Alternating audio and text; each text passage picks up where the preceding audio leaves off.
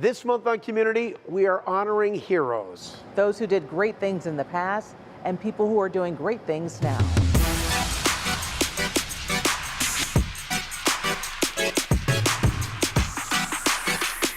Hi, I'm Pete Gallivan. And I'm Claudine Ewing. This month on Community, as we mentioned, it's all about people who have done some wonderful things for this community. Yeah, we came to know the name Aaron Salter Jr., but now another big name is coming to honor him.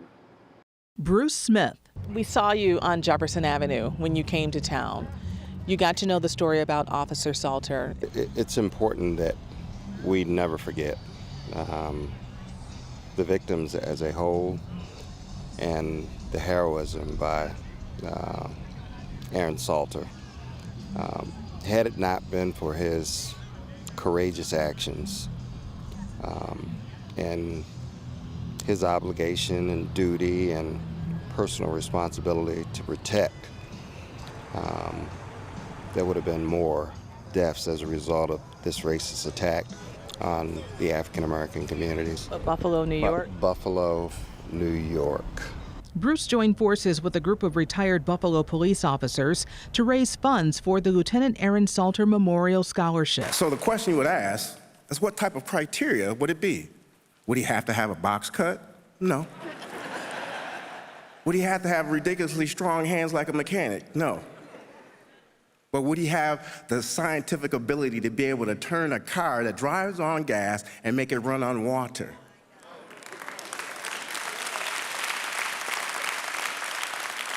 Obviously, that's the criteria. I got to give a tremendous amount of credit to his friends, the police force, his buddy Earl, Brad, JT, all of those folks that have just embracing the idea of keeping his memory and his legacy alive.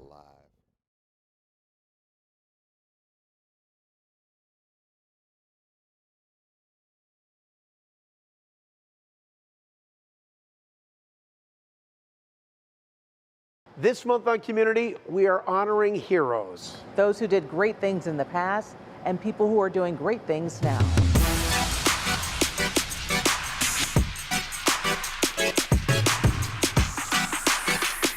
Hi, I'm Pete Gallivan. And I'm Claudine Ewing. This month on Community, as we mentioned, it's all about people who have done some wonderful things for this community. Yeah, we came to know the name Aaron Salter Jr., but now another big name is coming to honor him. Bruce Smith. We saw you on Jefferson Avenue when you came to town. You got to know the story about Officer Salter. It's important that we never forget the victims as a whole and the heroism by Aaron Salter. Had it not been for his courageous actions and his obligation and duty and personal responsibility to protect, there would have been more deaths as a result of this racist attack on the African American communities. Buffalo, New York? Buffalo, New York. Bruce joined forces with a group of retired Buffalo police officers to raise funds for the Lieutenant Aaron Salter Memorial Scholarship. So the question you would ask is, what type of criteria would it be? Would he have to have a box cut? No. Would he have to have ridiculously strong hands like a mechanic? No. But would he have the scientific ability to be able to turn a car that drives on gas and make it run on water?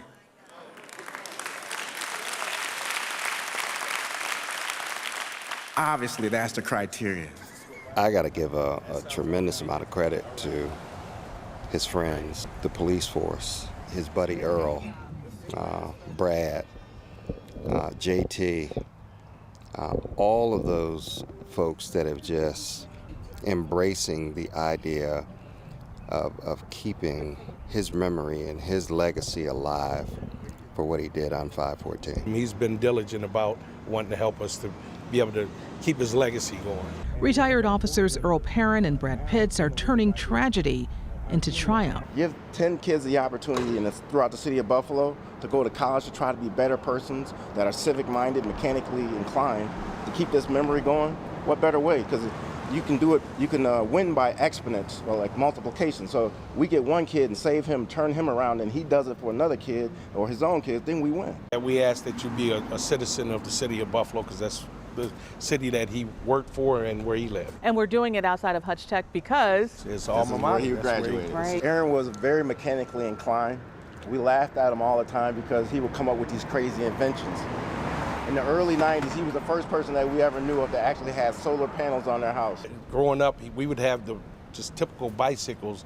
Aaron would take a shopping cart and put a motor to it. He told me about this engine that he was trying to perfect that ran off of hydrogen. Lo and behold, he ended up creating the engine and having success with it, and transferred that engine and technology over into his motorhome, and he would drive it to work and it would run off water. what would be your message to anybody who receives this scholarship? Understand the sacrifice and where it came from. This man gave his life protecting others, strengthened community by educating these kids, providing an opportunity for them to go out and get that education and to be able to keep his dream alive, strengthen their families, be able to hopefully one day give back to the community. A golf tournament and gala will be held on August 29th to raise funds for the scholarship. We will do some positive things as a result of what this evil person and this evil act was done. Thank you. Yeah. All right. Okay. See you guys. Somehow, Yeah. thank you. Yep. From the football field to the hardwood, Ashley Holder tells us about some UB athletes who wanted to also make a difference. As the Bills hope to see the confetti fall this season, Blue Collar U is already paving the way. After falling a game short of the championship last season, the Buffalo squad came back this year with a vengeance. Instead of disappointment, there was joy after an 89-67 win over Americana for autism. Blue Collar U finished the job and took home the TBT tournament title. Oh man, it felt good to get over the hump. It felt good, you know what I'm saying, the guys, after we lost last year, we all, took it personal, and, we knew this was a tournament we really wanted to win, and it just feels good. It feels good for the city of Buffalo. I think it feels good, most importantly for them, because I feel like we did it for them. And forget the trophy. The prize, $1 million. Only 3 players walked away with $100,000 apiece. Nick Perkins was one of them. For Perkins, the money is cool, but most importantly, they wanted to win for Buffalo and to honor the 10 victims who lost their lives in the May 14th top shooting that forever rocked the city of good neighbors. Catherine Cat Massey was one of the 10 people killed at Tops on May 14th. She was known for working to improve Buffalo's Fruit Belt neighborhood. She organized the Cherry Street Block Club. The concrete walls separating the Kensington Expressway from Cherry Street have African symbols on them, and that's because of Cat. To honor her, there is now a trailblazing sign dedicated to her. Cat Massey Way runs on Cherry Street from Mortimer Street to Jefferson Avenue. Her life was taken, but her memory lives on. And we will remember her every time we drive past here, every time we walk into Tops and see those symbols that she introduced many of us to. Cat Massey was a friendly activist, or an activist with a smile. One of the greatest Buffalonians that ever graced us with her presence, Cat Massey. Y'all said it all. Cat was just a wonderful human being. She loved everybody. She took care of many of people. She always told us she's the committee of one. Because when she wanted it done and we asked and we tried to get help, she did it herself, all out of pocket. We can't rest on our laurels. We cannot sit back and think everything is okay. We have to keep pushing forward, because in her strong, quiet, behind-the-scenes way, she always encouraged others. She instills strength in each and every one of us to not only do the right thing, but to do the best thing. As we celebrate community, we have to recognize the Flight 3407 victims' families who never gave up their fight for all of us to be safe when flying. This month, a plaque was dedicated at FAA headquarters in Washington, D.C. It recognizes their tireless advocacy. The same fight they have is what we see in families of victims from the Tops shooting. I hope that our community continues to support them in the same way that they have supported us. Yes. So far, what I've seen is we're willing to do whatever it takes to comfort and meet the needs of the people from the massacre. And I hope that continues. And that's kind of the Buffalo legacy and the Buffalo way of doing things. Progress often comes because citizens take a stand, not only to honor their loved ones, but also to help other Americans avoid such profound grief and loss. Coming up next on Community, the end of an era on Buffalo's South Side. We will introduce you to the woman known as the mayor of the ward and the valley.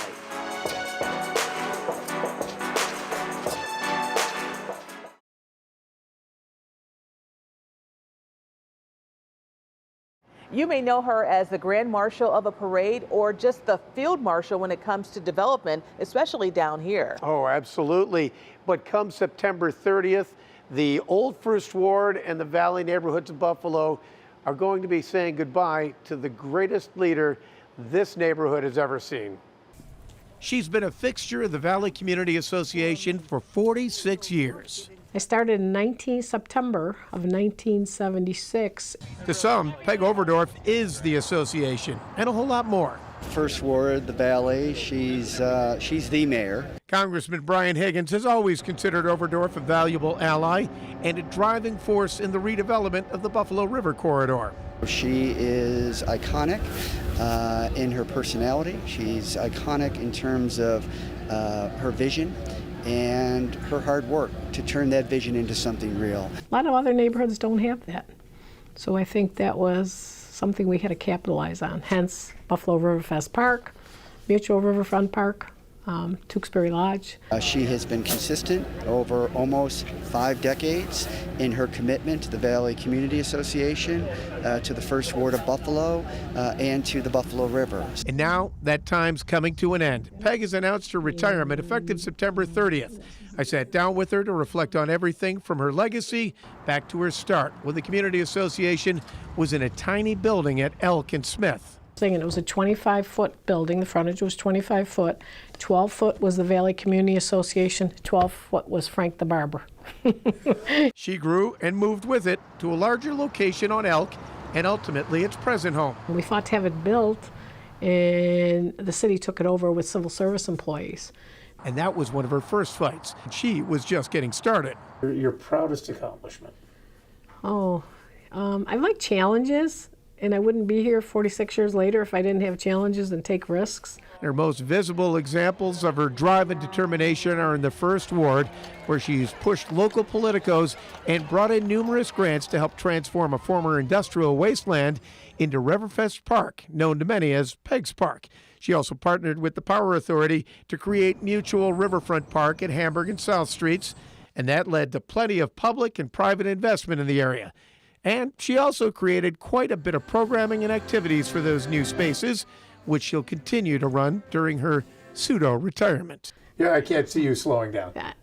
I will not slow down. No, I like to work, and I like to be involved, and I will continue to be so. I'm not going to be home vegging, watching TV in a chair. No. And as we continue to celebrate Western New York and the community, we're also celebrating one very special educator. And my dad was a teacher, so I know how difficult that is. Sometimes they have to make uncomfortable situations comfortable for all of us to learn. That was Crystal Barton. Some would say Crystal Boling-Barton was a force to be reckoned with. I could say her famous phrase, "There's only one principal at McKinley High School." A dedicated teacher turned principal of McKinley High School, where she's credited with making it one of the best vocational schools in the district when she was in charge. She didn't hold your hand. She didn't give you, a tutoring type of a process. You had to watch and learn and ask if you didn't know. And if you stepped out of the realm of things, she would quickly correct you. And you don't get that type of direction and mentorship anymore. Folks just kind of let you figure stuff out and mess up. but she was someone that you could just watch and learn from. Her stick-to-itiveness left an impression on students and staff who recall what it meant to work for Principal Boling-Barton. It means that you come to work as a professional. You look like one, talk and write like one, you act like one. The school auditorium is now named in her honor because of her leadership that started in 1987. Before her death, it was her wish that her assistant principals, over the years, speak at her celebration of life service. And they did. Mrs. Barton gave me a chance when nobody else would. She made it possible for me to work at 305 Elmwood Avenue. She's one of the few people I could cry with. And then she would say, okay, you gotta get up and keep moving forward. That was Crystal. You might fall down, but you get up and you keep moving forward. Barton was a wife, mother, grandmother, and great-grandmother. But imagine your mom as the principal. That was her son's reality. Like the first day of school we came out, I thought I was getting a ride to school with her. Well, she rolled the windows down and said, excuse me, where do you think you're going? I said, I'm going to school. She said, no, you ought to take the bus just like every other student. Here are 2 tokens. Go and get on the 32 over there at Berkshire and Bailey. I'm like, well, but you're my mother. She's like, no, I am Ms. Bowling until 3 o'clock. Strict because she cared, according to her daughter. There's not one person in this world that everyone likes, and considering the type of job that she had was a very difficult job that many people who do or who may have put her down may not even be able to accomplish. So I am proud of my mother. An educator motivated to help children, even award those who never graduated. He must have been in his 80s. He graduated. She allowed him to graduate along with the children. He served 2 years in occupied Japan.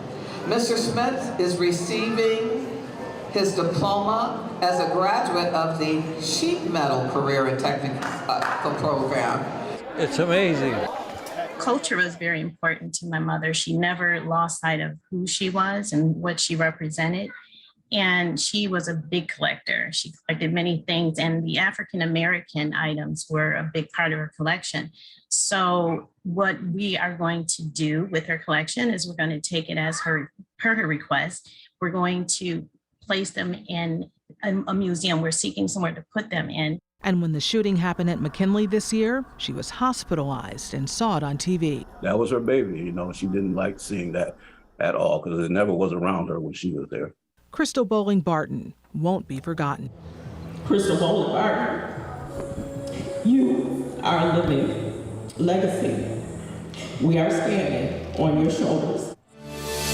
Right now, we're going to change gears a little bit, and we're going to bring the funk.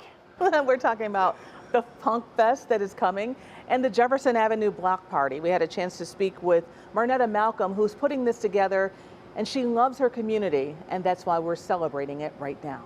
It is called Buffalo Funk Fest, and what it actually is a tribute concert to Rick James. It's been happening since 2004. Friday, August 26th is the Jefferson Avenue Block Party. Sunday, August 28th is the Funk Fest in MLK Park. It is always the biggest party in the park.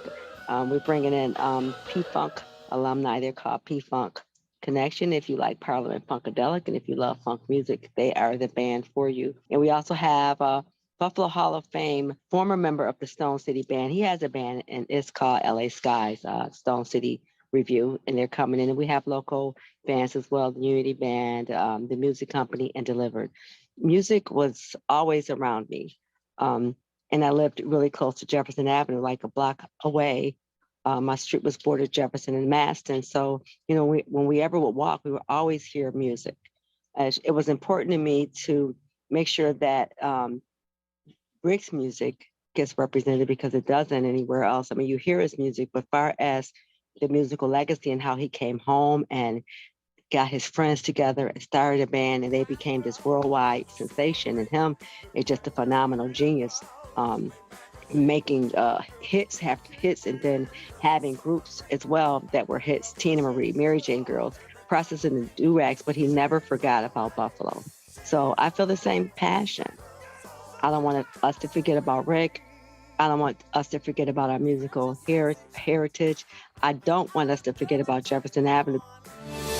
Coming up on Community, do you know who this man is? I'm Claude V Mcknight III of the vocal group Take Six. You're going to hear him sing soon. Stay with us.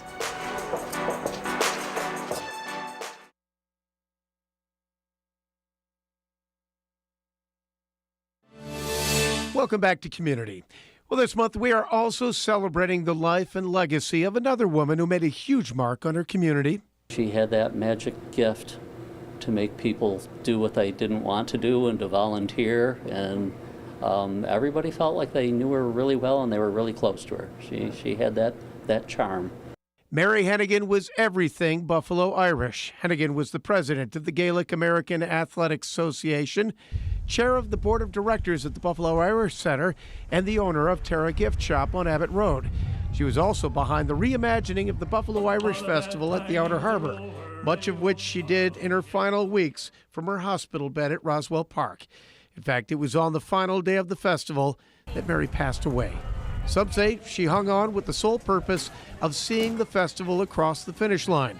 A moment of silence was held, followed by plenty of stories and words of praise. Mary did everything because it was in her heart to do the best for Buffalo's Irish community, for our Irish Center. And she did it the way she thought best, and she did it with love. Another pillar of the Buffalo Irish community had this to say of Hennigan's contribution and life work. What do you think is the most important thing she brought? Because you guys were in the same trenches in a lot of fights. Right. Well, I think she preserved a lot of the Irish culture, her with others that I know there was a lot of old timers that were in the beginning of that, old John Carney and old Tom Johnson, right from Ireland. But I think she sort of spearheaded them in the right direction and continued it. Mary Hennigan passed away July 31st at the age of 76. And you know, Mary Hennigan is up there somewhere doing a jig and a reel for Western New York, because when you think of Buffalo Irish, you have to think of Mary Hennigan. That's what this show is all about. It's community, a pillar in our community. Our condolences to her family, and we will never forget her. Now we're going to talk a little bit about music again, and this time it's a group called Take Six.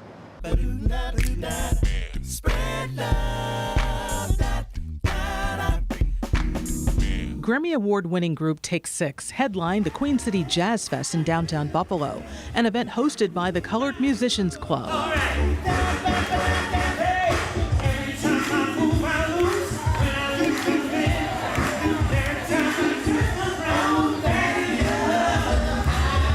Claude Mcknight of Take Six is back in the 716. Did you know this is his hometown? Going to my old neighborhood. Going to my old school. What school did you go to, man? I went to Sweet Home Senior High School. Sweet Home! Come on, somebody. He sat down for a brief chat with me at Channel 2. Everywhere I go all over the world, I tell people what an amazing time I had at that high school and in Buffalo in general. This is my formative years were here. What's it like to be back in your hometown? It's amazing because my family moved away from here in '78. And I've been back here with Take Six quite a few times, but this is the first time since then that I've been able to actually hang out and go to the old neighborhood, the old high school and all of that. So I'm having quite the time.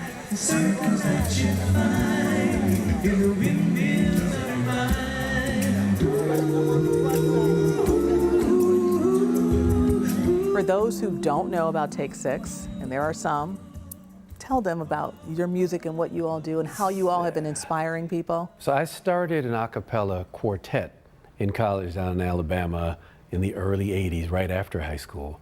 And that quartet became a sextet, 6 people. And after school, we decided to see if we could do this professionally. I got a record deal with Warner Brothers Records, and the rest is kind of history. Our first album came out in 1988. We are primarily an a cappella jazz, gospel, R&B group.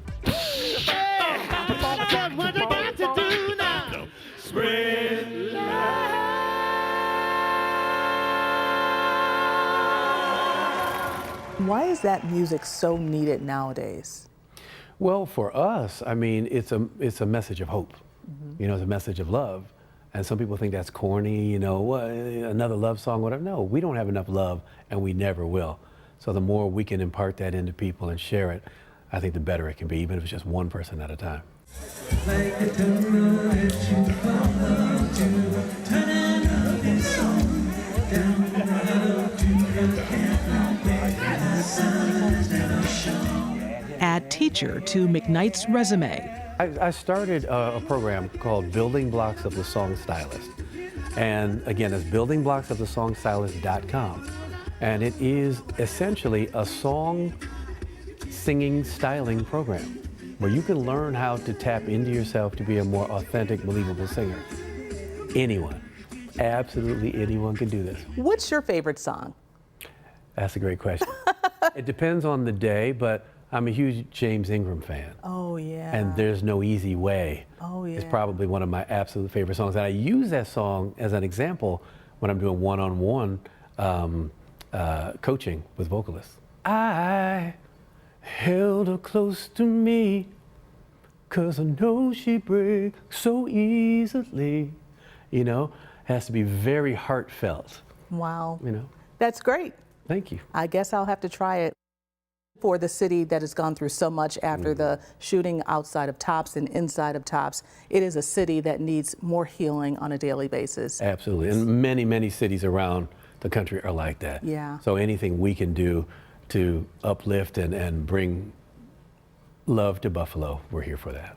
Welcome back home. Thank you. We appreciate it. Love is what we need. Take 6 was great. Yeah, no doubt. And talk about great. We're wrapping things up on another one of our community's great resources, Buffalo's waterfront. We love it, and we love you for watching us on commUNITY. We'll see you next month.